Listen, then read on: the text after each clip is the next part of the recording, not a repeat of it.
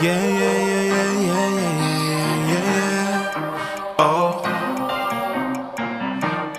Yeah, yeah, yeah, yeah, yeah, yeah, yeah, yeah. Faith without works is dead. I don't wanna die so soon. I got moves to make instead. I ain't scared, I'm prepared. Big ideas inside my head. I'm gonna make them manifest. And I'm dressed for success. I left, right, order my steps. Network, I ain't gotta do it by myself. Who you know, show me who you know. Better let them know we bout to blow. It's time to go, go, go.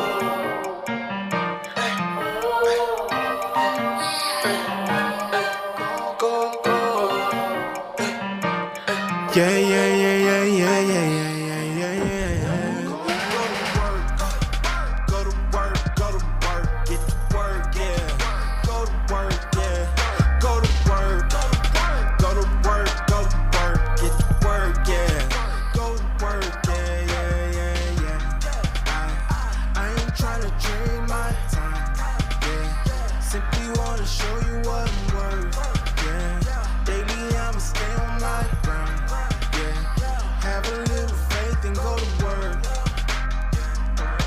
Yeah, yeah, yeah, yeah, yeah, yeah, yeah, yeah, yeah. Go to work. Yeah, yeah, yeah, yeah, yeah, yeah, yeah, yeah. I'm gonna ride like every day, 'cause I want everything.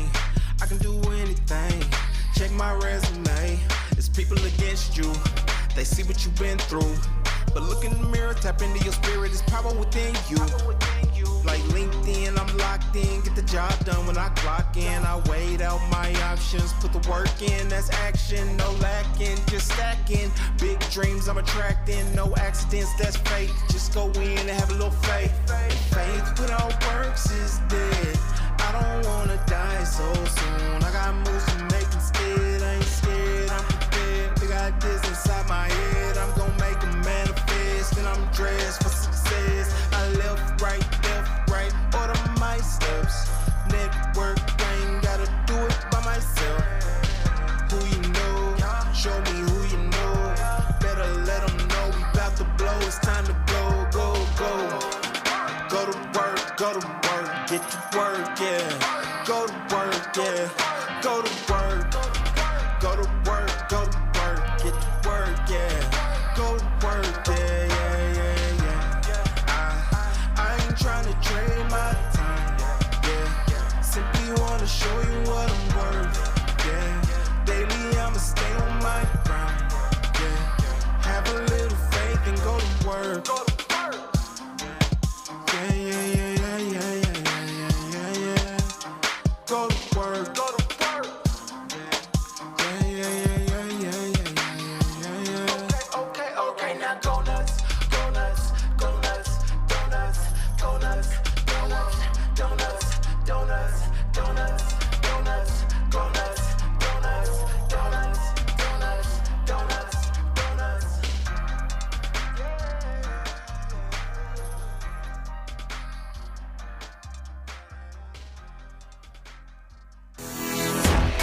Hey there, I'm Trevor Houston, the creator of the Who You Know Summit, and I'd like to welcome you to the Who You Know Job Networking Show. On our program, we'd like to show you the job search like you've never seen. Everything from getting noticed by employers, how to properly format your resume, and how to network effectively using LinkedIn to drive recruiters to your profile. We even take suggestions from our amazing community. So if you want to learn all things job search, go ahead and subscribe now. Focus! It's all about the job search. So if you want to learn how to land that next success, you heard them. All you got to do is subscribe and ring that bell so you don't miss out on a thing.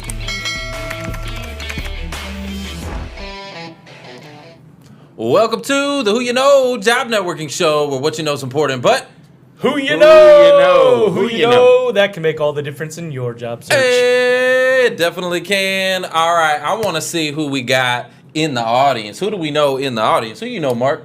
We got your favorite, Mike Mediterranean. Mike, hey, Mike, how's it going? Hey. We got Jeremiah Banda, your boy Jeremiah Banda. Andrea Hey, Jeremiah. Waters, as always. Andrea, thank you for being here and being faithful.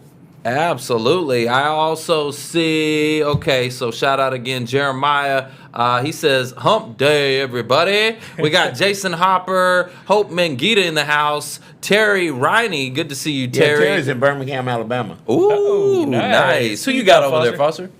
Man, I see Mitch Jacobs. You know, we like to see Mitch Jacobs. Hey, Mitch. Andrea we mentioned you, Andrea Water. Jason Hopper, what's going on, Jason, again? Yeah, guys, let us know where you're tuning in from. Tell us in the chat. We do get people from all over the country and all over the world, so we'd love to hear from you, give you a shout out on the Who You Know show. Also, let us know if this is your first time, right? If you've never been here, you're like, hey, what's this show all about? What are these guys doing? I'd love to welcome you to the family. And if you're searching, I want to know what you're searching for. Like if you're on the job hunt, okay, I want you to put in that chat, put hashtag, project management, accounting and finance, operations, whatever it is that you do, so that we can help to bring some visibility to that in your job search. Ooh, I see our hype lady, Meg Rose.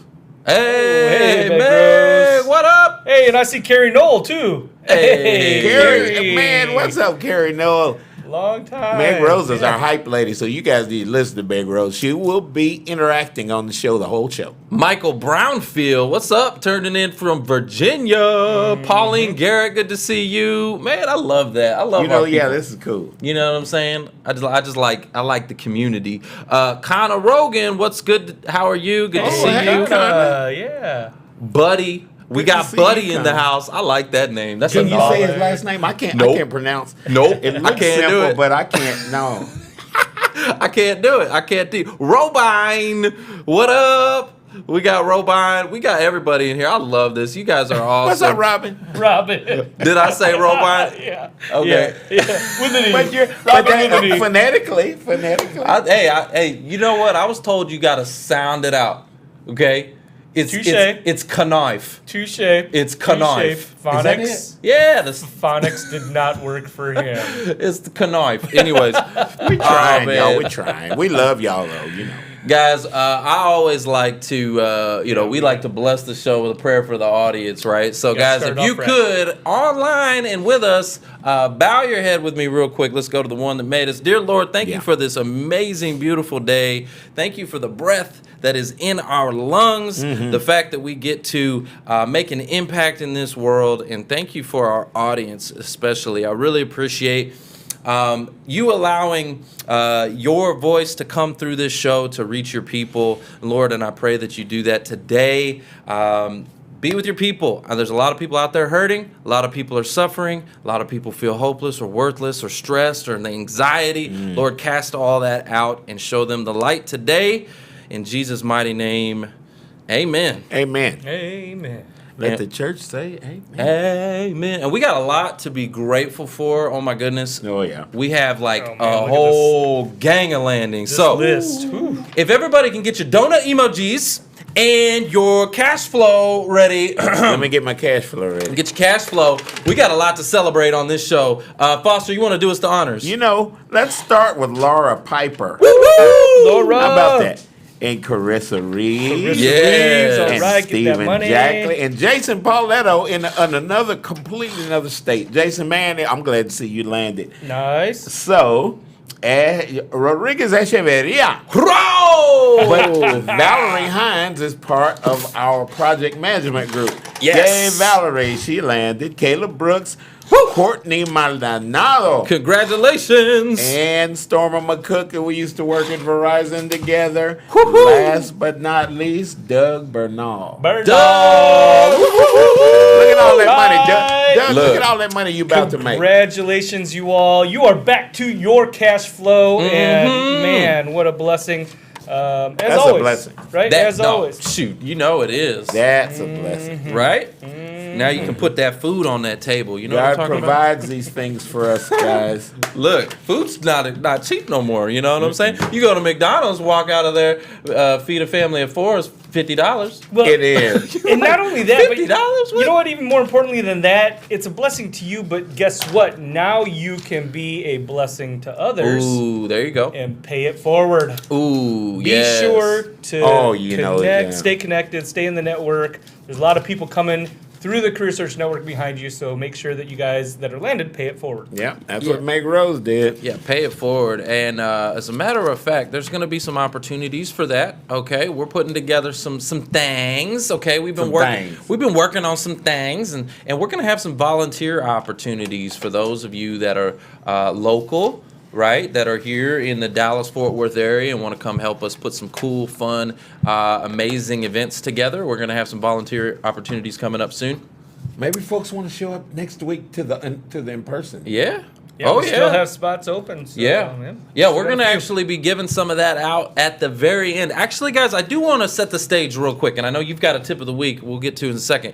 I'm going to set the stage. Guys, we have an amazing show for you today, and we're going to be giving away a ton of stuff on this show, okay? But you need to stay until the end, all right? So I'm going to throw out that little carrot, okay, because we're going to be giving away all kinds of goodies today at the end of this show. So, Mark, you got the tip of the week. What you got?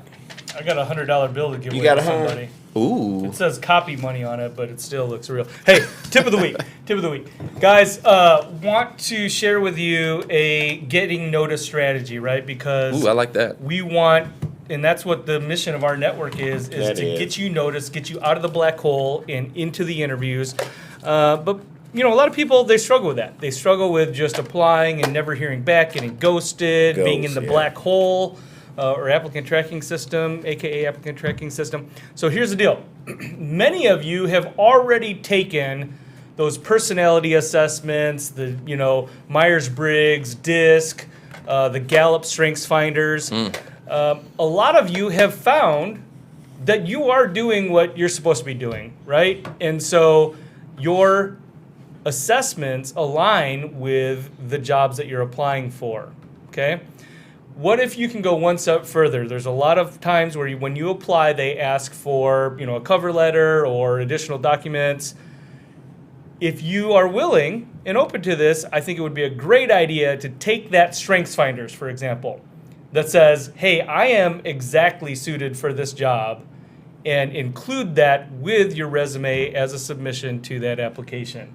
Go that step further, right, and show them, look, this is why I am qualified and a good fit for the job before they even ask, right? I like that. There's actually a guy that hit me up in a DM. He's got some new technology, some new tool that, how these ATS systems will grade you on a point system, right? You're 90% of the job description, right? You're 80%, you're 70%. But essentially this was like in reverse. It was in the job seeker's hands. Basically, they know before they even apply how close what they their are, score is. what their score is, right? And so if you had that in advance and you're like, hey, I'm a 90, I'm a 95, or what have you, because otherwise you're putting the power in their hands to tell you what your score is, right? And you can say, wait, hold on, I'm a 95. What you talking about, Willis? Well, and I think that. Your resume, and we've talked about this, right? Your resume says you can do the job. Correct. Right? It says you can do the job, but it doesn't say that you're aligned with the culture and the values, the skill set, whatever those other intangibles are that those personality assessments really dive into. So I think that that's a great way of showing some initiative. Again, doing something that not everybody is doing. I seem to believe that probably not many people are doing. No. And I think that would definitely set you apart. Foster, I'd like to know your opinion on this too. So I think there's so many tools. Everybody's trying to fix the problem, right? And they're trying to fix it with technology, right? I feel like, in my opinion, the technology is the problem because the human element has really fallen off, right? And we're trying to use a tool, we're trying to use some data, some kind of technology. And so this gentleman, like I said, he had reached out to me and he was like, hey, I want to show you this new tool. And I'm kind of grilling him. I'm like, hey, you got to tell me how this is going to help the situation. Right? What are your thoughts about the grading system, the points? Like, hey, I'm 95%. For the job seeker to have that. Well, sometimes we get too caught up in our score, our target words. The keywords. Keywords, that's what I was trying to think of. And we get too caught up in the keywords, and we're not making sure that our keywords that we're using are the application of what the company's asking for. There's software that companies ask for because we are doing this. Okay, I've used that software in case you guys have heard my little analogy about the healthcare industry and some of the softwares that they use for patient care and patient keeping up with the records and things like that. And so how you use that software is what the company is looking for. If we say we've used it as an end user and they're asking for a different application, we need to match that application. We need to show them, if we can, that we have used that software in that situation that they need it done. If they're trying to drive the car from here to Waco, then I've been from here to Waco. I can show you how to go to Waco. Yeah. No, I get what you're saying. You show them that they have, the skills and the actual what the job description is saying that they need to do the job. But I guess where I'm going with this, guys, is that I've seen people where literally their percentage, like from being a 40 to being a 95, was a difference of 2 words. Right, 2 words on the resume took them from a 40 to a 95, and I just feel like that's rigged. I don't like it, And so when I get a guy like that that's reaching out to me talking about, hey, I want to show you this tool that's going to show you the ratings, I'm like, how's that going to help the situation? And maybe I don't know what I don't know, so hopefully he can show me something I don't know, and maybe there's something in there that can help these job seekers is what I want to see. Yeah. If it makes an analogy of the application of what the company is asking for, then if that tool can help you show, I've done this, you guys are looking for this, I've done this in this situation, this company before that one, that company before that one, then we got, not only do we have an application, but we've got a track record of it in different situations. Yeah. At the end of the day, guys, if it's experiential, right, and you can demonstrate that or have documentation of that, or if it's, again, like one of those assessments or a score, but as long as you can show that you are a fit, right, on top of your resume, I think you've got a leg up on the general applicant pool. I agree, yeah. Yeah, I think the resume is garbage, is my opinion. I'm just going to say that right now. I hate the way, guys, I want you to know this right now. This is for the audience. I absolutely feel for you. I empathize for you. I know you are jumping through hoop after hoop after hoop, personality assessments. You're sending in one-way video interview questions, and they are just running you through. And they make you do all this stuff. We had a lady that said that, Elizabeth, she said they made her take some assessment. It was like a 2-hour assessment, some crazy thing before even. Remember we talked to her and it was some long thing. I was like, man, before even applying. Before even applying, I was like, oh my gosh, they make you jump through hoop after hoop after hoop. So guys, I feel for you, and that's why I'm so passionate about trying to put this human element back in the game. We got to get people involved, because if we get people involved, you can sell yourself. You can sell yourself. So anyways, I could go on forever and ever and ever. Guys, our next guest, I promise you, this is going to be an amazing interview. Get ready to be lifted up, okay? If you're feeling down, you're feeling kind of a little bit, I don't really know where I'm at today. Matter of fact, tell me where you're at today. How are you feeling? Scale of 1 to 10. 10's a great day. 1 is, I don't really know why I'm here. I'm kind of having a hard time. I want you to tell me down in the chat. And we're gonna do this again at the end of the show. Hopefully we can lift that number up, okay? Our guest today, we've got Marcus Black. And let me tell you a little bit about Marcus, okay? So he's a former pastor, a current urban missionary, okay? He provides leadership and mentoring programs to several inner city schools.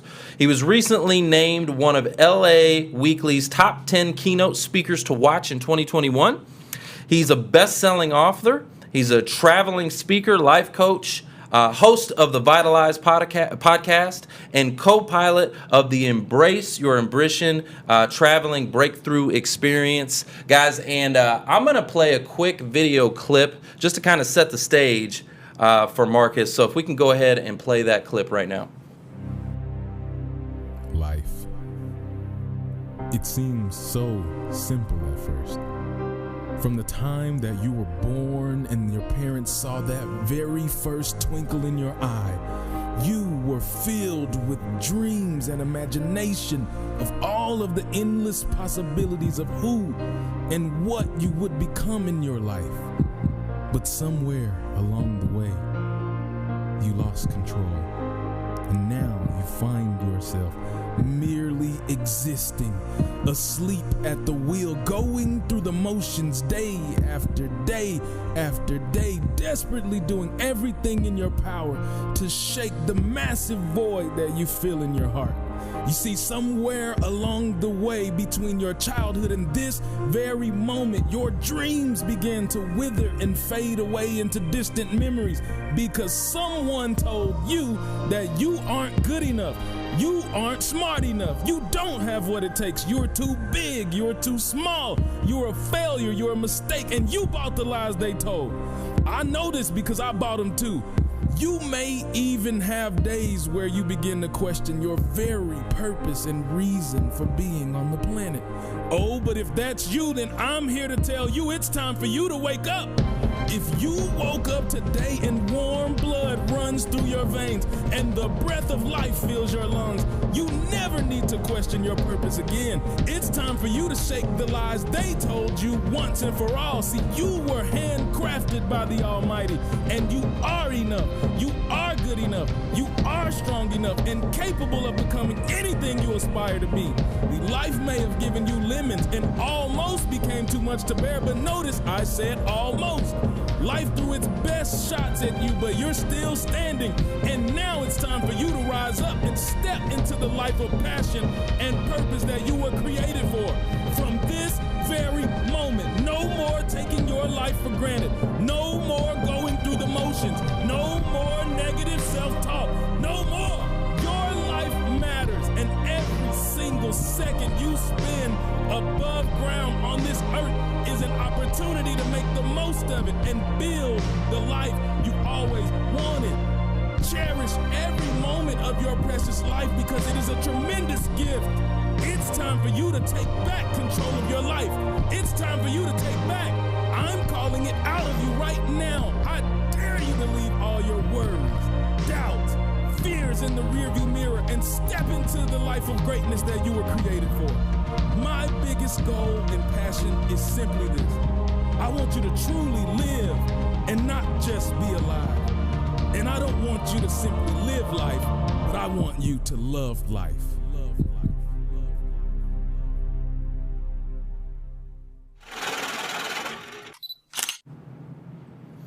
Welcome back to the Who You Know Job Networking Show, where what you know is important, but who you know? Who do you know? Man, okay, so did y'all watch that video? I hope y'all were paying attention because I got chills, okay? I got goosebumps coming in here. All right, guys, let's give a warm Who You Know welcome to Marcus Black. Woo!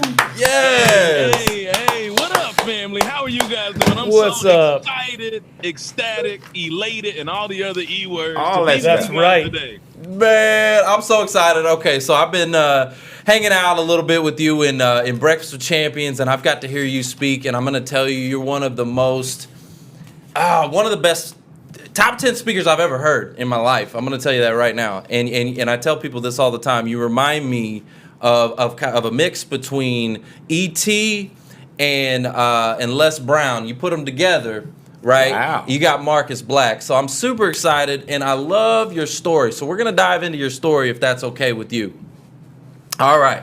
So I want to talk about your book, right? Your book, Asleep at the Wheel. And I want to dive and unpack that story for the audience that doesn't know. Tell us about why you wrote this book, what happened, and why you were asleep at the wheel. Man, I feel like that was most of my life, man. A lot of things happened. So yeah, asleep at the wheel. Look at that. Boom. Boom. Look at it. Woo! Hey, we always prepared, baby. So, asleep at the wheel. Where that came from was an actual story where I fell asleep at the wheel. That's a crazy story. If you want to know how it winds up, then you got to tap in with the book. But I was driving overnight from Texas because I lived in Dallas for a couple of years where I met my wife. Oh, okay. So yeah, I was there and I was headed across 30 going to Little Rock, and I fell asleep at the wheel. And you know how like you get so sleepy, so tired where you like punching yourself in the face. It feels like you're having a fight of your life with your eyelids. Yeah. Y'all know what I'm talking about. I do. Don't put the I was heater on. Don't put the heater on. That's the worst thing you can do. Go ahead. Exactly. So I was the step beyond that. Which means I was just asleep. Like, all I know is I opened my eyes and my whole car was off the highway. My passenger tires and my driver tires was driving down the side, and I was like literally about to hit a guardrail, and I was like, oh, there goes my life. It flashed before me. I turned, and there's 1,000,001 ways I coulda, shoulda, woulda been dead in that moment, but I'm still here. Spoiler alert. So I liken that experience to the life that we live, because I've had, over the course of my years, just as a pastor and as a friend and somebody with a big heart who cares, I've seen a lot of people who are just going through the motions in life. They lose that zeal. Life start throwing some of those Mike Tyson haymakers, and next thing you know, you're like, a body blow, and you feel like you're reeling. And next thing you know, it's just a fight to survive. It's a fight to get out of the bed. It's a fight to show up to work, and then you go, or even to try to get work.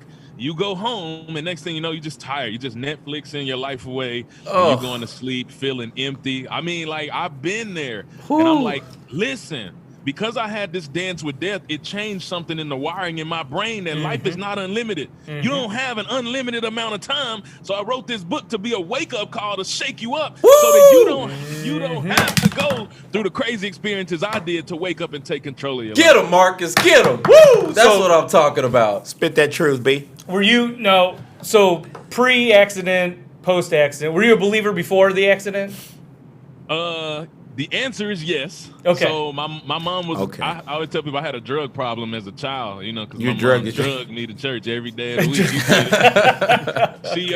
She was the secretary, so I was there, but it wasn't. I was a believer in theory, but not in action. If that makes sense. Yeah. Absolutely. So I want to dive a little bit deeper into this accident, okay? Because I know you're not telling us the whole story, okay? So I want to know. There's actually two stories. Oh, okay, all right. I'll let you tell it. Tell us the story. So the story I just told is a whole other story. That's a separate story. I got another story where I almost died. Oh, man. Oh. And listen, this is crazy. I swear to you, the enemy is trying to take me off the map. That must mean I'm on to something big, because in the last 12 months, I have had 2 accidents, no fault of mine, and totaled my cars and tore up my body. Oh, my gosh. Yeah, somebody was like, "You're not driving anymore. We're gonna." I'm not riding with you. That just means you're ready for a private jet, man. Private jet. That's where you're headed. Private jet. What I told, it's funny because my partner's husband is literally getting a pilot's license, so that might be, we might have to go. Hey, there we go. But in the second experience, I was with a group of friends. We had been out with a church youth group, actually. So, and I'm not gonna lie to you, I like to keep it real. If that's all right with y'all, we keep it real. Oh yeah. So I was going to this youth group event. We were going to a battle of the bands. I didn't care nothing about no band. I was going because I wanted to see the dancers. I was like, that's where I'm going for. So we got, and we're teenage boys. That's what it is. Right, right.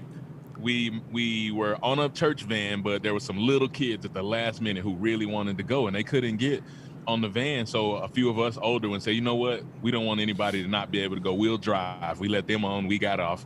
We go to the event. We have an incredible time. I saw lots of pretty young ladies, and it was success. But it was time.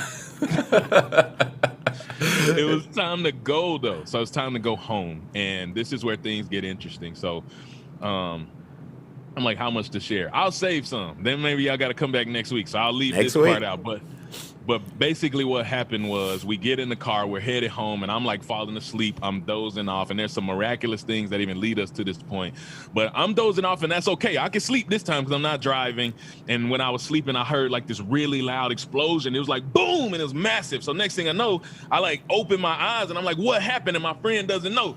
So he's driving, and next thing you know, the car starts jumping up and down. And we start fishtailing, and like 75 miles per hour, we fly off the highway, like literally, like Dukes of Hazzard, car in the air. We're like in an elevated median, like we're at a bridge, like just nearing this bridge, and the car's going down into this median, and the car spins around in the air, and all I can literally, it's like the fastest, slowest moment of my life. So trees are smacking me in the face because the glass shattered. Man. Like I can feel glass smacking me in the face. My head is slinging back and forth before, boom, we hit a massive tree. The car wraps around the tree. Wow. And it was like crazy. It was insane. And there's a 0% chance that I'm supposed to be here with you today, but God had other plans is all I can give to you, because he knew that I was going to be doing the things that I'm doing right now, even when I didn't believe it, even through the brokenness that I came from. He already still had the plan. I'm pretty sure I read that in a pretty good book. Marcus, I want to know, okay, so you had this accident, it changed your life, right? I wanted you to know I had a similar accident when I was 20. Right, I got in a motorcycle accident. I was riding, no helmet, going about 60. I don't know if I hit something in the road. I don't know what it was. Next thing you know, I'm down, right? But I remember the next few days, right? And I remember what they were like. What were the next 5 days? What did that look like? After your accident, what did that look like for you? Oh, my gosh. They were definitely filled with emotion because, I grew up, I didn't even really get into my background. So, I grew up in humble beginnings. I was born in Memphis, raised in Mississippi, and my parents fought hard to try to transform our life, to provide a better life for my brothers and I. It was still hard, and we struggled a lot. We struggled a lot financially. My dad struggled a lot just trying to figure out how to be a man. Without a real role model, without his own relationship with God. So he tried to fill that void with all the things that lead to destruction, like alcohol and gambling. And so, that was the environment. So I always had these thoughts of like, what is even the point, man? What's the point of all this? Like, life is terrible. It's kind of this perspective. And so the immediate aftermath was like, yo, life is not terrible because I'm here. Like the fact that I opened my eyes, the fact that there's breath in my lungs, the fact that I woke up is a gift. So it's like this tearful, like hot mess of like, oh my God, I'm still here. I'm still alive. I'm still breathing. So the story is not over. So it was a lot of that. Wow. I remember being on cloud 9 myself after that motorcycle accident. And it was like, I could literally... like the gratitude that I had for everything. I would walk outside and things would smell different, look different. Everything was just like, wow, I just had this whole new perspective. And I remember praying to God and asking God not to take that away from me.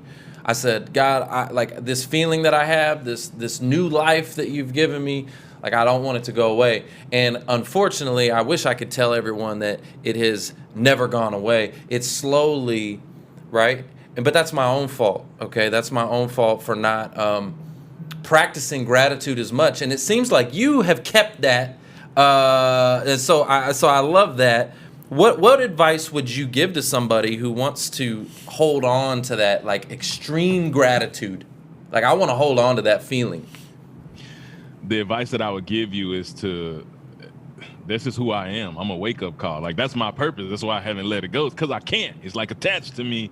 And that is to understand that no moment is guaranteed to you beyond the one that you sit in right now.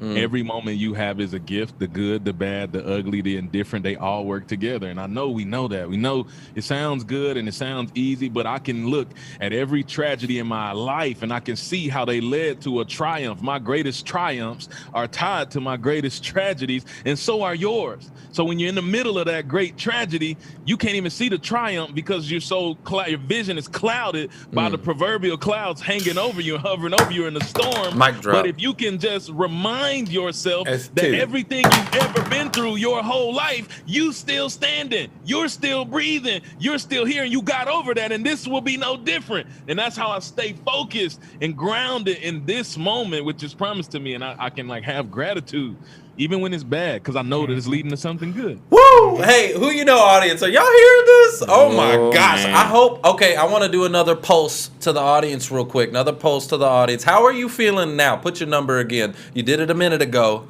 right? You did it a minute ago. I want you to kind of put it in there. I want to see. Maybe if we raise your number up, maybe 1 or 2, and we'll keep going from there. One of the things that I'm hearing you say, and you know, it really resonates with me, which is, there's a lot of people that are chasing things, right? And they're not living for where they're at right now, right? They're living for this dream. And it's okay to have dreams, right? But they're not appreciating what they have and where they're at right now. And they're always chasing something. You know, they got that song, Paper Chasing, right? There's a lot of people out there that are doing that, and I think that you know, can be a cancer. And there's a lot of people that are in the career transition right now, and Marcus, you know, that's who our primary audience is folks that are in career transition, and at the same time as they're going through all of these trials and tribulations, I think a lot of times, and you guys probably see this too, people don't appreciate what they have. Right. Right. What's right in front of them. Even if they're not employed, if they're still, you know, they got fired or whatever that is, there's so many things to be appreciative for. And so, you know, that gratitude is something that can turn that cancer around, right? It can cure that cancer. Man. If we focus on why God got us here, I think we'll probably stop trying to keep up with the Joneses and look at what everybody else is doing and put ourselves down, you know? Go ahead with it, Marcus. I can see I said something. Listen, you don't understand, and we don't understand. And to those of you who find yourself in that place, everything, it's all working together. And I know when I thought I was ready, I wasn't ready. When I thought I needed it then, I couldn't have handled the things that God are giving me now. And he knows that's like my kids who are they wake up in the morning, they start asking me for cake pops. And I know they do. They're just I need a cake pop. I'm you don't need it because I know what it's going to do to your system and throw off your whole day. So I'm going to give you a cake pop, but when you are ready to handle and digest it. And at the right time of day. What about the other people? Did everybody walk away from those accidents? How did it change their lives? Everybody walked away. All four. Yeah, but are they transformed like you? Right? Are they on fire? Are there 4 Marcuses running around here right now? I just gotta know, because beast mode, you on beast mode. Is there 4 Marcuses running around, or what's up? Everybody's killing it. 2 of the others are in some form of ministry, and the other one went into service. Yes, that's what I'm talking about. Okay. Mic drop right there. Hey, I've heard you speak to the difference between. Simon Sinek talks about your why, knowing your why, your purpose, right? And I've heard you spin it a little bit differently. Not why, but what. Can you talk to the audience about that? Not why, but what. I will absolutely. I love that, and I don't say what I say to contradict Simon. He's obviously one of the top thought leaders, but he says start with why, and that's where I beg to differ, because while the why is important for me, I spend a lot of time asking the question why, but from a different vantage point, not necessarily searching for my why, but asking why. Why me? Why did I have to grow up with these parents? And I love my parents, but it's some of these other kids got everything. They don't never have to worry about enough food and electricity, or they got cars in middle school. How do you have a car? So the place I found myself in questioning, why me? Why did I start struggling with crippling anxiety at age 9, and it haunted me as a recurring nightmare in my sleep again and again and again? Yeah, we keeping it real. Why did I have to have something I love so much, which was football, taken from me because of this accident that should have taken my life? Here I am. Why? And so after the accident, immediately I was grateful, but then I went into a slump, a couple of years of trying to understand why me, God, why is this happening? And I don't understand. And it was literally not until 2 years later that I realized I was never going to get an answer to that question, because I was asking the wrong question. Because the question was never why. The question was what for. And this is what I give you. Have you ever had a moment in your life where you are literally just looking around? You're looking for something that you can't find, but it's right in front of your face. You're just searching high and low, right? Oh, yeah. This ties into what we were just talking about. That's me every day. You can ask my wife. If I didn't know my glasses were right in front of my face, I can't see them. So I can't find them, but they're right there. And so many of us are looking for purpose. And you're trying to understand, you're trying to find meaning in everything you're going through. And this ties back into what we were just talking about previously. When you're looking for this thing and you're looking for that purpose, you're searching high and low. And I did. And I thought it was in a placement. I thought it was in a job. I thought it was in a career. I thought it was in money and cars and security. I thought it was in all these things until I got the dream job. And I was sitting in a high-rise building in downtown Oklahoma City in a suit like I always dreamed, and miserable, dying on the inside. So what happens when the dream is realized, but for the first time you get to see with real eyes? Woo! That the dream ain't all you realized. That's right. And what I learned in that moment is that purpose is not something you find, you are. Purpose is literally the purpose. Oh yeah. Oh yeah. The meaning you give your lived experiences. So now you go back to this moment of this accident. When I stopped asking God why, and I asked the question, what for, then I was able to, for the first time in my life, walk in purpose and own purpose, because I gave that pain a meaning by packaging the message and giving it back to others so I can serve the greater good. Down, man. Woo-wee. I love it too, because why, if you're asking why, that is almost a past tense, right? It's about what happened, right? And what for is a future. It's a future tense. It's about why, why did this happen is the past. You're talking about what for, which is the future, right? What's the purpose? Why is it happening? What are we going to do in the future? What for, right? I love that. So I love the way you frame that. All right. So I also know that you've had some challenges even after your car accident, and you came out. And now you're this author, speaker, but how long was the accident, first of all? How long ago was that? And the accident happened at 18. Really? So I'm now 35. Yeah, it happened a long time ago. Oh, dude, you old. So the speaking and the coaching and the books and all of this flash that you got going on now, all the success, it didn't just happen overnight. You had some adversity, some challenges you had to go through. And I actually heard an interview where you were struggling job searching. You went through some struggles and some interviews that didn't go your way. Can you talk to us about that journey that you had to get from where you were to where you're at now? I'm laughing now, man. I see a smile. My 20s were a nightmare. They were a whole nightmare. They were, man. That was yes, sir. Yes, sir. That was misery. And so after it was age 20, so there was 2 years where I was like so lost, and I stopped asking why, and I started asking what is all of this for. And so then I was living with intentionality, but it ain't changed overnight.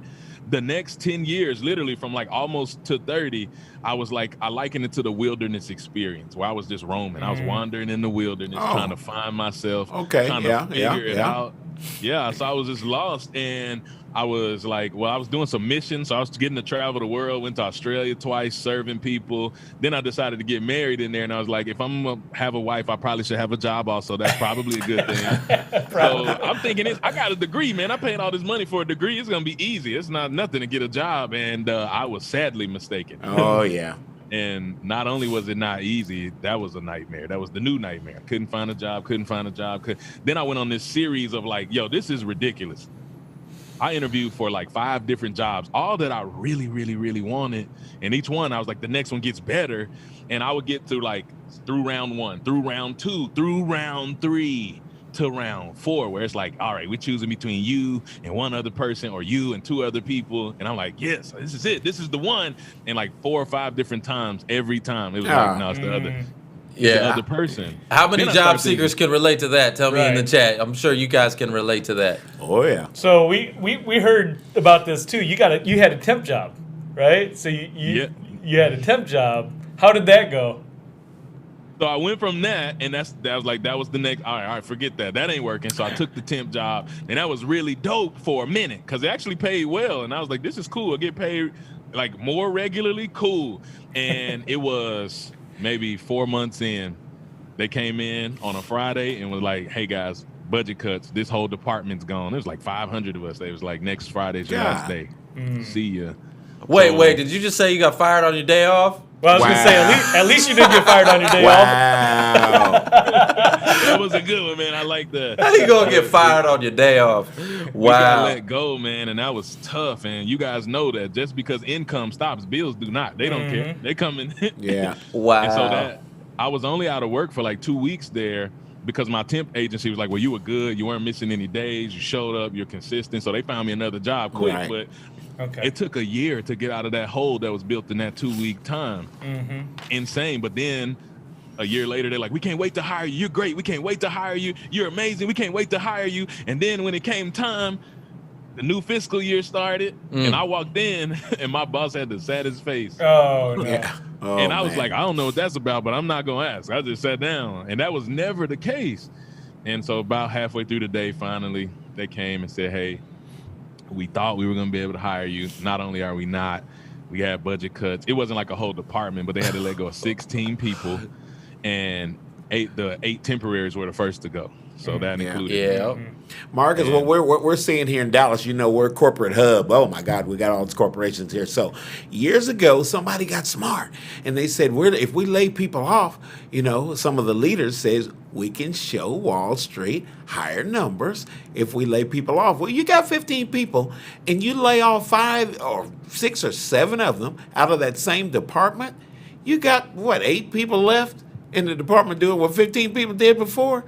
And they're wondering why these people working these people to death, and the morale goes down, and those people change and get another job. And this dynamic is still happening. And y'all, we need to pray.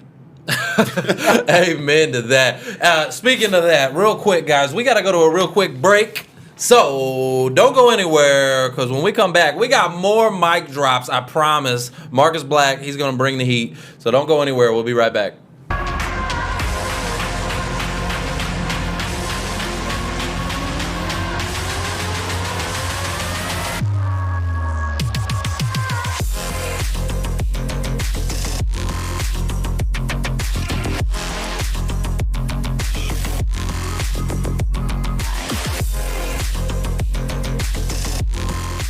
If anyone is out there and you're a realtor or you are looking to get your real estate license, it's a very low-cost entry, $300 to take your real estate course online. Inexpensive compared to like a college. EXP is $150 to join, and it's like $84 a month. So relatively speaking, these are very inexpensive costs.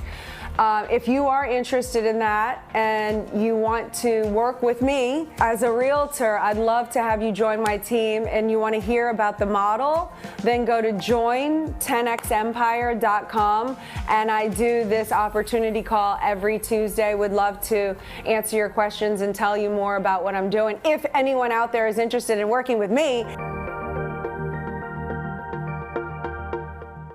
You know you have something unique to offer your next employer, whether it's your experience or your work ethic or your passion or your personality. But how do you stand out from the crowd when you're stuck sending plain text emails that lack personality, lack humanity, and worst of all, look like every other email in the inbox? Job seekers just like you are discovering how easy it is to put their humanity back into their communication and back into their job search with BombBomb Video. Visit BombBomb.com to start a free trial today and rehumanize your job search.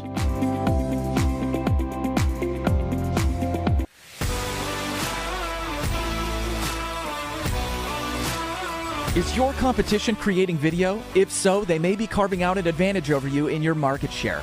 Video is about exposure. If you don't have any, you aren't getting seen. Good news, Video Marketing World Conference is back in person. Join us this year and make friends, collaborate, and walk away with a plan for taking your marketing to the next level with video. Come to Video Marketing World and learn tactical strategy for creating content that grows your business. Welcome back to the Who You Know Job Networking Show, where what you know is important, but... Why is that? Who you know? Yeah. Who you know makes all the difference in your job search. Right. Guys, we're super excited. Marcus Black has just been dropping these mics the whole first half, and so I'm excited that you're back with us.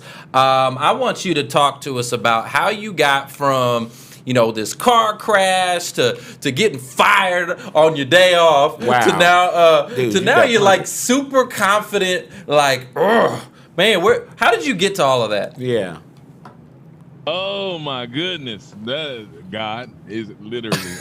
Here's the thing. This is what I want you guys to understand. I'm gonna take you on a journey. I told you there was like a 10-year period of my life where I was like in the wilderness, and maybe you feel like you're in the wilderness right now.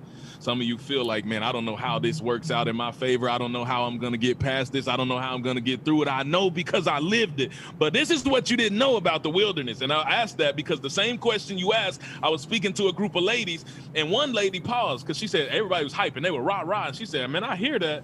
I heard a lot of pain and a lot of hurt in the beginning of your story, and I hear a lot of triumph and success now. She's like, but what happened in the middle?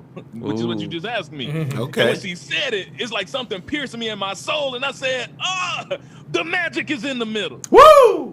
Let's get the magic. Here we go. Oh, that's good, Mark. The magic is in the middle, because what I didn't realize is while I was in the wilderness, everything that I ever needed was being given to me. Because in the wilderness is when I learned how to hunt, fish, and gather. In the wilderness is when I put some tools in my tool belt that I was going to need to travel the world and inject life into people's hearts.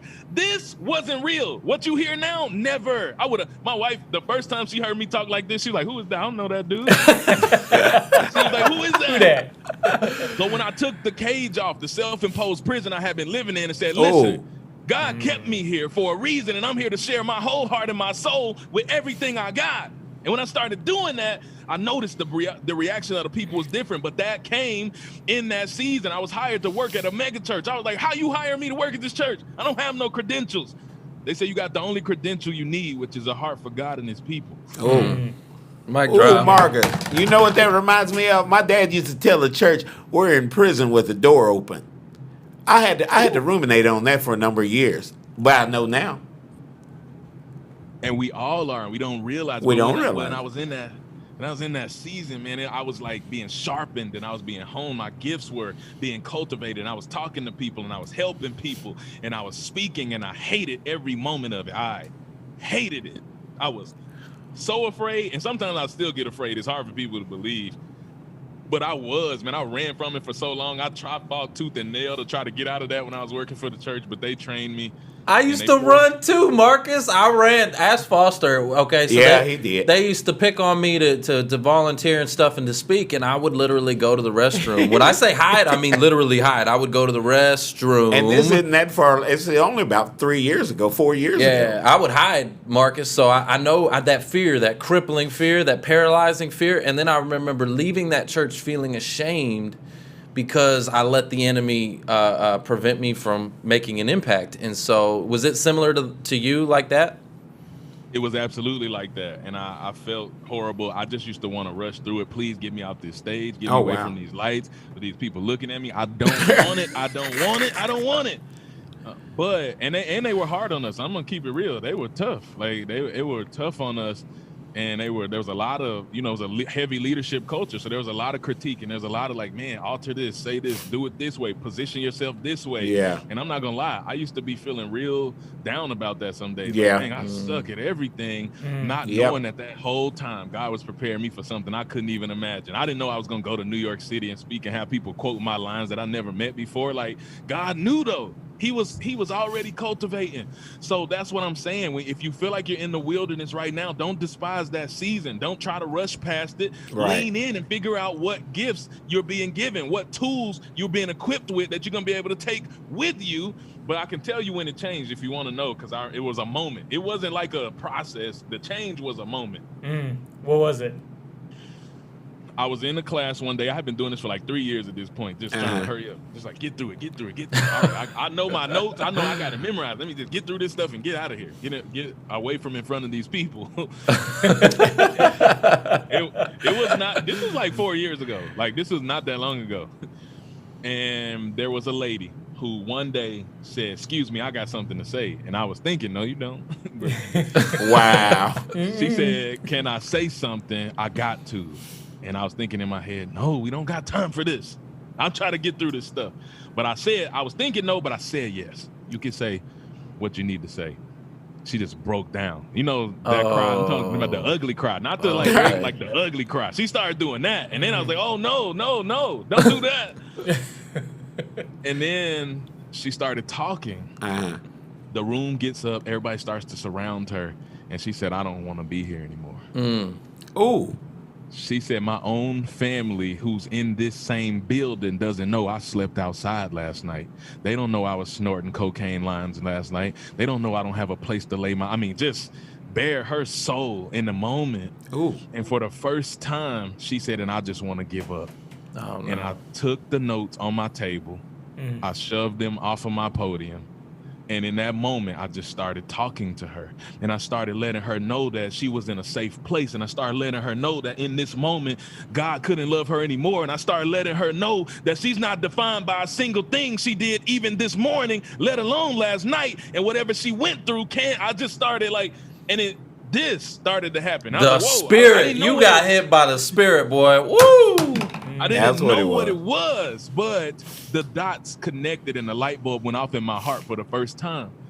That when I talk in front of people, it ain't about me. It's not about how I think and what I feel and my discomfort. Somebody at every time we turn on this screen, somebody right now, one of y'all is feeling like throwing in the towel. One of y'all is ready to give up. One of y'all is at your wit's end, and I communicate with this conviction because now I know every time I talk in front of somebody, this might be your lifeline. This might be the thing you hold on to until God is ready to give you what you need to sustain you. Woo! Ooh, Marcus. I'm out of breath. I'm telling you. Did I tell you or what? I told you. I'm coming over what I tell you, I told you. You know, so you got the job at the church. You were in the wilderness. You got the job at the church. You ended up leaving the church, right? Where did you go from there? Like, what was the next chapter? Okay, so this is where things get interesting because I was at the church and I was sitting real pretty. I ain't gonna lie, they took very good care of me and my family. Right. They helped put us in a healthy place, and they had big plans for us and our future that I was down with until something started to set in my heart. And I remember, it's like I can picture these pivotal moments of me sitting in the church. We're having a big event. There's people everywhere, laughing kids, happy families. And it's like lots of people. And I'm just sitting there thinking, like, as beautiful as this is, there's some people who won't ever experience it because they ain't never coming. I don't care how big of a shindig we throw. I don't care how good it is. They're not coming because they're giving up on God because they've been hurt by people. They've been hurt by the people who represent God. Right, the church. Yep. And so for me, I was like, well, who's going to go get those people if they ain't ever coming in these doors? Right. And I started feeling this thing inside of me say, it's you. And then I was like, no, it's not. And again, I'm like, no, it's not me. But that was like the last couple of years of my time there was like this wrestle with God of praying and fasting. Like, is this real? Like, am I really supposed to do this? And so when I stepped out, I knew with crystal clear clarity, I'm supposed to go and build something that does not yet exist that's going to lead a lot of people to freedom. Yes. Okay. Yes. Okay, you and Jacob, man, y'all need to quit hanging out together. Paying it for it. Hey, I know I'm going to go off script. I just saw a comment in here. And so somebody had written, this might be my lifeline. Guys, if you need somebody to talk to, if this is inspiring you, Marcus is speaking to you, we are here for you. Like, you are not alone. Again, you are more than you know, and God has a plan for you. So I'm not going to call it out, but, I saw that comment and... Yeah, 100%. But guys, reach out to us. Send us a DM. There's plenty of times where, listen, we'll just talk. You want to talk? Let's just talk. Yeah. Like, send me a DM and like we can have a phone call. And so I appreciate you doing that. Can I say something to them right quick? Yeah, absolutely. Check this. I'm glad you spoke up because you take the power away from the enemy when you speak from your heart. But watch this. People often ask me, how is it that I can be so positive through everything I've been through? How can I be told every day that I be nothing but a failure in this life and world, and I can lose the thing I love most, which is football, and almost lose my life? How many times, multiple occasions, and go from homelessness again and again to joblessness again and again to literally my lowest moment, getting let go from a job with no car, walking down a highway in 100 degrees in a suit? How is it that you can go through all of that and still have faith? How is it that you can go through that and still be here trying to encourage me? How is it that you can keep going and keep fighting when you don't know yourself what the future holds for you? And what I always tell people is you need an anchor. And it's because I'm anchored. My anchor is Jesus Christ. Listen, you don't understand what an anchor is. An anchor is a mechanism that's attached to a ship that when dropped in the water buries itself in the ground. This is the mistake we make. The mistake we make is feeling that when we start to feel tossed to and fro a little bit by life, that we must be doing something wrong, we must be failing, we must be suffering. This ain't it. And what I'm telling you is that's false, because the anchor does not prevent the ship from feeling the elements. It just keeps it from being lost at sea. Woo! Woo! Oh my gosh. When you feel these storms in your life, and I know I'm speaking to you, you're not doing anything wrong. Anchor yourself and you won't get lost. You're going to come out stronger. You're going to come out better than you thought. And you're going to have some new things inside of you, a new character, a new resolve to keep fighting for that which God put you here for. So I hope that is your lifeline. And if you need, you can hit any of us up. Let's go, Marcus, my man. All right, so I want to know, Marcus, I know to get to this monster of a speaker you are, and to get to this place, you've had some mentors, one of those being Les Brown. And I want to know the story behind that. How did you get Les Brown to be your mentor? Tell me about that story, because I love it. I always talk about, if you want a seat at the table, serve water. And so tell me your story. Absolutely, man. Here's the thing. I know that I fought a lot to get to where I am. I got a couple mentors who are doing big things in the world, and that's favor of God, but it's also some choices you can make. And with him specifically, I was just showing up on Clubhouse, and Clubhouse is a social audio app. It's also where I met Trevor, and I'm just there pouring my whole heart and soul out, bouncing around, going from this place to that place to this place to that place, just doing what you just heard me do for the last hour. And there's one particular day, Mr. Les Brown popped up on the app, and I was like, I don't know, like, is it really him? So I went, and it was really him. I was like, oh, snap, that's Les Brown. That's crazy. And he was building a community. And he said, I'm looking for people to pass the mantle to. I'm looking for people who got the juice. I'm looking for people who can inspire me. So you got 60 seconds to inspire me in 2021. That was the title of the room. And I was like, well, shoot, first I went back and forth. I was like, should I not? Should I not? Finally decided I should. Got in line, waited in line over 12 hours, like 13 hours before I got to talk to him. And I stayed the whole time. I ain't gonna lie, there was a few moments I got discouraged. There was a few moments, because when I talked to him, it was like 2 a.m. He actually, I think he might have fell asleep. And I went to my wife like almost in tears, like I waited all day and I didn't get the moment. And I almost gave up, and I almost turned off my phone and went to bed because of something told me, just sit here and keep listening. And I just kept listening, and people kept speaking for he and his son. And next thing I know, his voice came back like an hour and a half later. I'm like, did he take a nap? I don't know what happened. Maybe he was there the whole time. But he came back, and that was like 2 people before me, and he got to hear me. And when I poured my whole heart and soul out, I put everything I had. And he said, oh my goodness. And that's literally like almost all he said. He just went to bed, and I was like, dang, I must have sucked. He didn't really say anything. He didn't say nothing. I was like, oh. He had all this feedback from all these people. So I was like, God, that must have been trash. Like, I don't know. Like, I was talking to my wife, and I was like, I thought I did good. Well, then the next day I actually got a chance to talk to him again.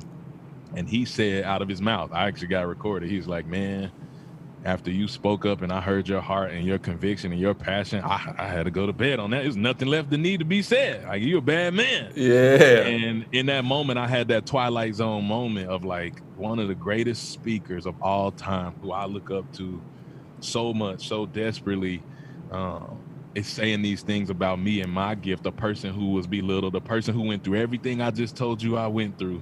And to validate that inside of me, it just meant everything. And next thing you know, like, I told you I had another accident and Satan tried to take me off the map, but next thing you know, I'm getting calls by Mr. Les. You're like, how you feeling, man? You need to sit down. God is telling you like, I get it. You hungry. You hungry. Yeah, you hungry. Like, that's good. But right now you need to sit down and don't make me come and find you. So, and so just the words that he's affirmed in me and the things that he's shot. Cause like, I'm not gonna lie, I go a lot of places and I start cutting up and tearing it up and people go like, this is amazing. And one time I did that for him and everybody around was like, this is amazing. And he was like, yeah. That was terrible. I was like, he's like, why did you say this? Why did you say that? Why did you do it this way? And he was willing to go in deeper and say, nothing you said was bad, but it was unnecessary. He said, you already had us. We were gone. We were done. You already had us. Why did you go here? Why did you tell? So the way he's been able to take what I already had and sharpen it even more is just astronomical. Wow. Okay. That is awesome. That is. I've got a curveball that I want to throw at our audience. So, guys, we know, we Christians here lean not to your own understanding. So we go through all this stuff, and we put ourselves through all of this stuff, and then we finally get that job, and then it's like, wait a minute, I got a job, I'm supposed to be happy. Well, question, what did God put you here on this earth for? It might be something else, like Marcus said. It might be something that you were not focusing on. We are conditioned to think we got it all figured out. And then we find, when you get my age, you find out you ain't got nothing figured out. Amen. Okay, I'm going to shut up. Hey, Marcus, we're getting down on time, so I want to ask you just a few more questions, and then we got some giveaways to do for the audience. I want you to tell the audience a little bit about Clubhouse, okay? Because I got some folks over here in LinkedIn land hanging out with us, and they don't know nothing about no Clubhouse, okay? So tell them a little bit about Clubhouse. Tell them about Breakfast with Champions, and what do they expect to find when they come hang out with us over there? Man, Clubhouse is an animal. It's crazy because when I first got invited to it, I sat there for a minute. It was like, I don't think this is the one for me. So if you had that experience, let me tell you why you shouldn't write it off, because that was my experience at first. But it's the greatest way to describe it is live podcast meets personal development event. So it's like being at a conference and a live podcast all in one, that you can sit and glean and do your work and take in some information by some of the top thought leaders in the world, or you can actually participate in the conversation and ask questions to be able to get the things you need. And so it was my other mentor, Trent Shelton, who actually put me in some positions that I was highly uncomfortable in, and was like, do what you do. And I was like, I can't, no, do you see who's here? These are the people I've been looking up to. He's like, I know, do what you do. And so he put me in that position. And basically, I was able to get some quick clout, I guess you could say, or make an impact on people. And that was amazing for me in my own heart, because it started to open doors quick. Next thing you know, I got to be at a place. And so there's a daily show. It's like the biggest daily show on Clubhouse, Breakfast with Champions, where I met Trevor. And I can't think of a single gathering of more thought leaders anywhere. Even at conferences, it's like literally every day you could have 100 to 200 of the top thought leaders in the world sitting in this room, sharing the things they've learned and what they've overcome, and giving you practical, tactical strategies to help you take control of your life and help you level up your business and to help you learn market. I mean, it's just bizarre. It's like basically free master classes all day. Yeah. That's you couldn't have described it better. That was perfect. All right. So I wanted to share that with the audience, because again, they're over here on LinkedIn, and I think these job seekers could spend a little bit of time in Clubhouse. I think they can network. I think they can gain some insight, some information, some motivation. There's a lot of stuff. Maybe just spend an hour a day, just hang out, see what's good. Maybe you don't like it, maybe you like it. And you never know, you might run into a connection that can help you. Right? Well, in your search. Look at Marcus. That's where he met Les Brown. That usually happens. Yeah. I ran into a lot of connections on Clubhouse. Oh, yeah. It's networking on steroids, isn't it? We need the people. Oh, go ahead. No, I was gonna say the people you have access to, you are one connection away from everybody. On Clubhouse, it's stupid, it's dumb. Next thing you know, I'm having these conversations with people that I would have never dreamed of meeting. One of MTV's Wild 'N Out hosts performed for a nonprofit fundraiser I did, and now we're friends. I'm like, what? What is happening? Clubhouse happening. Isn't that crazy? All right, I got one last question for you. I like to ask everybody this, all right? So is it what you know or who you know, right? Is it what you know, what's up here, what's been downloaded in your brain, or is it the network, the sphere of influence, the people that has been more important to your success? It's absolutely who you know. I think it's a combination if you want to really get deep into it is. But when I had a chance to step out to do what I'm doing and left my role at the church, I had a choice to make. Do I become a John Maxwell certified speaker? Do I go through ET's program, which I was like, okay, John Maxwell probably has a bigger network that will put me in front of more people immediately, but ET is stylistically more in line with alignment to how I communicate. So that was my choices. And then I had a close friend say, bro, don't you know Trent Shelton? Haven't you guys met before? I was like, I don't know him well, but we've met.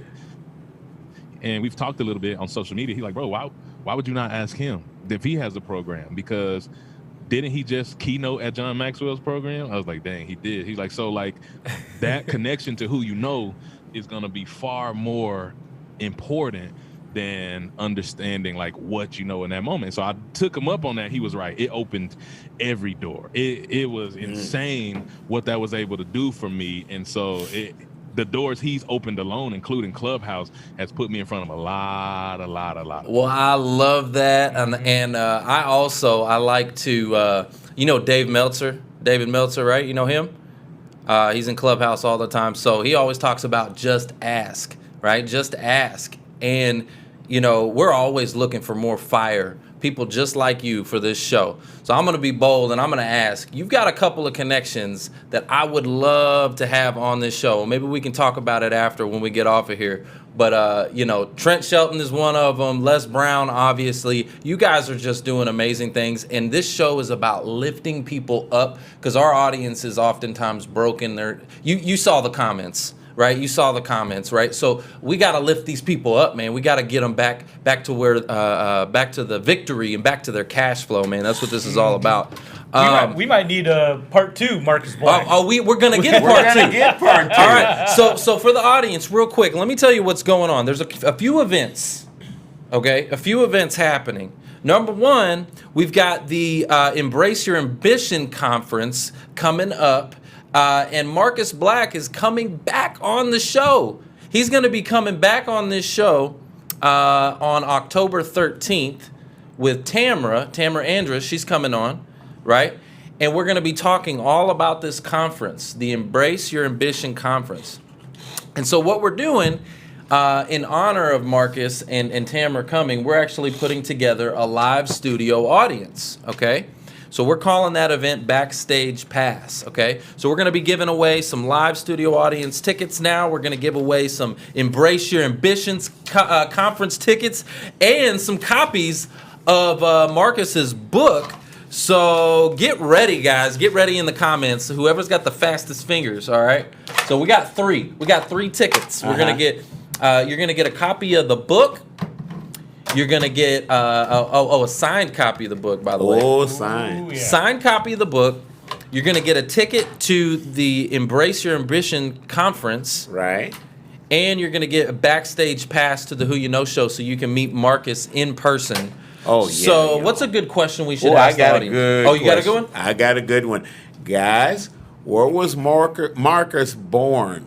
Oh, great question. He told us. That is a good one, man. And while you guys are answering that, I'll just tell you guys a little bit, like, I was fortunate to partner with, like, this is what I learned. This is the last thought I have this week. We can talk about it more next week, but that platform I told you that I was supposed to build to bring that healing and breakthrough, I thought I was supposed to build it alone, and God had other plans. There was another human being that was already on her own journey, her own trajectory, building, fighting to build something so special, so unique, something that serves people, such a purity in her heart, and that's Ashley Brandstetter, Ashley Faye, who is my partner in Embrace Your Ambition. So we are now building the Embrace Your Ambition movement to be that platform that reaches people. So if you're a person that's felt trapped at all, if you felt stuck, if you felt like, man, I don't know how to get past, I got this dream in my heart, I don't know how to get there. Maybe your morale is down a little bit and you feel like, man, I just can't keep pushing. I'm tired. I'm ready to give up. You need to come join us. And some of you are about to get to come join us for free. 3 of you, because we're in Dallas, Texas next weekend. Trent Shelton speaking along with a whole bunch of incredible people. So yes. All right. So we got answers rolling in all over the place. Quick disclaimer for the audience. I want to throw this out. It is not what you see, okay, on your screen. We call out what we see, and every device is different. So we're going to call out the first 3 that we see. Now, I'm getting some conflicting answers here. I have Memphis, Michigan, Mississippi, Texas. What's the correct answer for us? I was born in Memphis, Tennessee. That's right. Memphis. I got 3. And raised in Mississippi. I got 3 people Right here, we got Jim Ballard. Jim Baller. All right, congratulations. Congratulations, Jim. Congratulations. We got Heather Smith. Who you got? And Denise Wilson. Yeah, Denise. Awesome. Good answer, Denise. You just won yourself a grand prize package, okay? A free copy, signed copy of Marcus's book, a backstage pass to the Who You Know show, and a ticket to the Embrace Your Ambition conference. So we're super excited about that. And we can't wait to meet you in person because I know the energy is going to be on like 12. Okay? So, next week. Next week. That's next week. Hey, by the way, audience, real quick, can you do me another big favor? I need you to do me another big favor.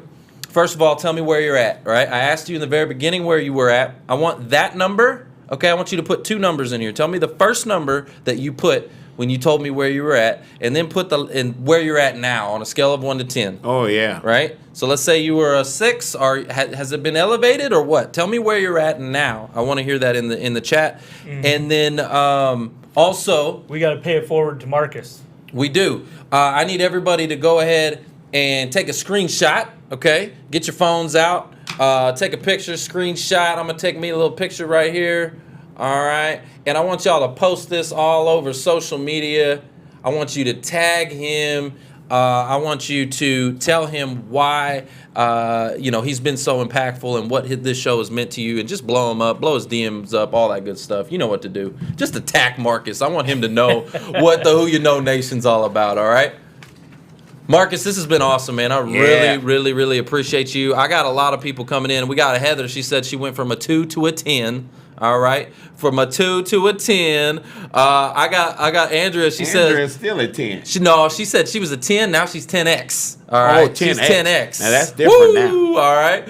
So listen, you're making an impact. We appreciate you so much, and I can't wait to see you. Yeah, bring it on up here in a week. Next week, buddy. Next week. Man, I can't wait to see y'all. Those of you watching, listen, I hope you leave this place filled from the inside out. I hope you live here knowing that you couldn't be any more loved by God than you are right now. And I hope you go make a difference today in your life and somebody else's, because you can. I love y'all. I'll see y'all next week. Woo! Let's go. We'll see you, Marcus. Yeah. Oh, wow.